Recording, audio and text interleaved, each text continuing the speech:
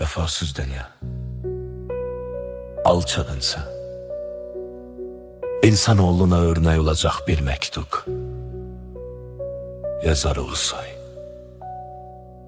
Bir insanın eğer vəzifəsi səviyyəsindən üstün olarsa, bir insanın tərbiyəsi və əxlaqı elmindən geri qalarsa, bir insan özündən qiymətli olan nə isə özünə alarsa, bir insan namərd olub, lap 100 illər dünyada yaşarsa. Demək ki, bu dünya səviyyəsiz şəxslərin dünyası. Demək ki, bu dünya elimsiz, cahil olanların səfası.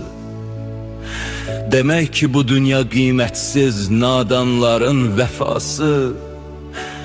Demək ki, bu dünya namərd olan kəslərin cəfası. Əgər haqq ədalət susub, batilən sırada durarsa, əgər cahilin yalanı düz sözün libasında qalarsa, əgər vicdan satılıb bu kulla şan şöhrət alınarsa, əgər doğru danışan kəslər zindanlara salınarsa, əgər elm helim yox, nadamlıq baş tac bilərsə, əgər rütbə, vəzifə bir insanı insanlıqdan silərsə, əgər zəhmət deyil, yaltaqlıq zirvəyə yüksələrsə, əgər şərəf kişilik yox, mənfəət ölçü götürülərsə,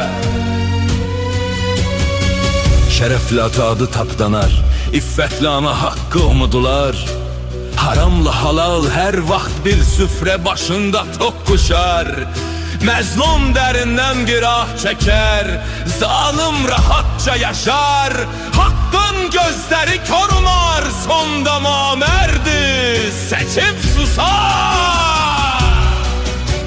Ey insanoğlu, o zaman gənəydir ki bizlər anlayaq və dilək, bu dünya fanidir, yoxdur burada mərd insan üçün bir dilək.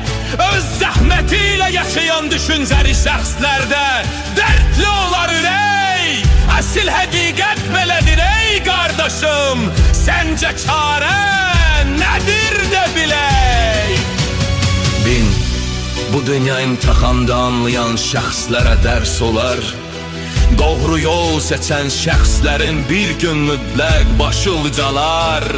Namərdliklə qurulan hər bir taxtaç tez yıkılar, vicdanı ile yaşayan şəxsilizər adı şanlı tarifə yazılar. Ey, bu sözler gəldən gəldi, hak yolunda bir izdir. Her misrası da düşünen kese bir aynadır, bir sestir. Vaxt geçer, yalan unar, bu eser hakkı nesil sözüdür. Şiirin yazarı Ulusoy, onun sözleri de hakkın özüdür.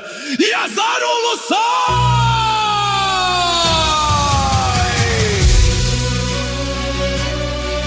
Vefasız dünya,